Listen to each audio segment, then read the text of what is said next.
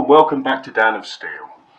So we're going to continue looking at the concept ideas that I've got at the moment for the 2x72 belt grinder, and remember, they are very much concept ideas. So there will be things that I've done existing on the machine that are probably a little complicated, and as we go through the videos and coming up with ideas on how to simplify things to make it easier for you, the end user. What we've covered so far, I've given you a basic overview with the first video. Second video that I put out there, we had a more in-depth look at different areas, and we're going to continue that theme today. So what we're going to take a look at is how to put a contact wheel on to your motor shaft and use it as a drive wheel. Now with the base, which we covered in the last video, all that means then is you can pull the pin, rotate 180 degrees, and you can go from your flat platen straight to grinding on that contact wheel without having to change any tooling arms, which really is the key to this concept. So let's take a look at exactly what it takes to get one of these things in position to get you guys grinding more efficiently.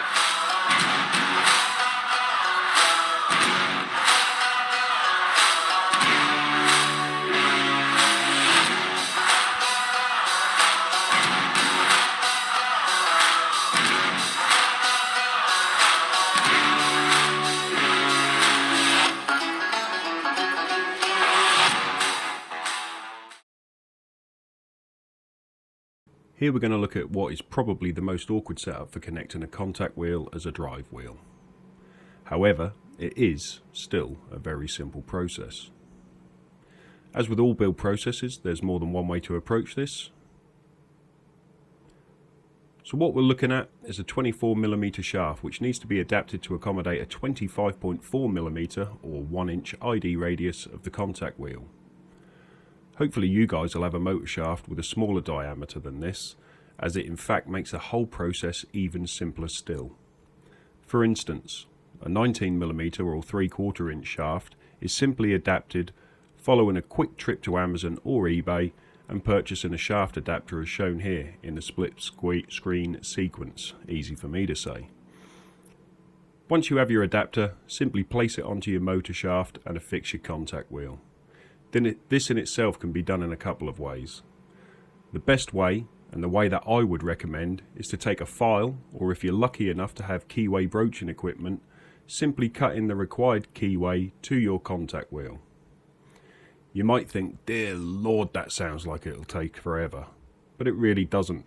Remember, these wheels are made from aluminium and are ridiculously easy to work with. If you absolutely do not want to file a keyway into your contact wheel, there is another way, which I shall explain shortly. Now in the example I'm showing here, the very lucky few among us could throw some stock into the lathe and make a collar to make up the 1.4mm of slop between the 24mm shaft and the 25.4mm or 1-inch wheel. Again, don't worry if you can't do this, as I'll show you what to do now. So, we simply use shim material. In this example I'm using 0.7mm brass shim, and because it's being applied to a radius, that 0.7mm affects both sides of the circular inner portion and perfectly makes up the 1.4mm required for an excellent snug fit. Once the wheel is on and square, grab yourself a hacksaw blade and a piece of sandpaper and remove any excess shim plate poking out. I prefer to cut my shim piece too long and trim it down after, as it gives me a handy place to put pliers to pull the shim out if required during the fit up. During this entire task I've opted to use very basic tools to show you guys how this can be done by almost anybody without expensive fancy tooling at their disposal. Okay, moving on to way 2. What we'll do is we will remove the keyway steel from the motor shaft using a set of snips and give it a light tap with a hammer as shown. With that out of the way, you now see a recess in the shaft. At this point you can choose to grab the old contact wheel, throw it in a vise and dot punch the aluminium wheel. Try and make sure that when you drill this out, you drill it out as straight as possible. So if you have the ability to throw it into a pillar drill, I would surely recommend going ahead with that. But just to prove it can be done, and done quite simply, I'm actually going to do it with just a normal hand drill here.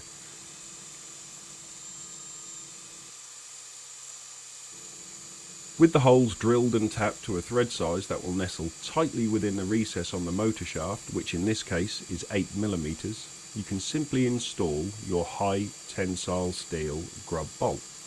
And that thing is pretty much good to go. This is not my preferred method, but it will serve purpose and get you up and running. You could, of course, if you have access, repeat the process on the opposite side of the wheel so that you have 2 grub bolts, one on the front side, one on the back side, both going through into that recess on the motor shaft. So, both the methods I've described here will require you to add a large washer if you have one, or make one yourself out of thin gauge plate steel simply by using a hole cutter and a drill. You then offer that washer up to the wheel and attach it in place, which in this case is using an M8 bolt. And there you have it. There are so many ways to get your contact wheel on. The creative among you may wish to try your own way. From making your own bushings, to making your own sleeves, to creative uses of different shim types. The key thing is to make sure that that wheel spins nice and true once you've got it in place. Well, hopefully you find that information all very useful to you, and I'm assuming it will have been well explained. However, if it wasn't and you think there's any gaps in what I've done, leave a comment below. I'll give them a read and I'll try and incorporate it into a future video. Remember, I'm trying to work with you guys on this. It's very much a concept. It's something that I hope we can develop together and ultimately make the whole grinding experience more efficient for all of us. So if you wouldn't mind, hit the old subscribe. The notifications are always good as well, so you don't miss out on any content. And I'll keep trying to make this real for you too. Take care. See you next time.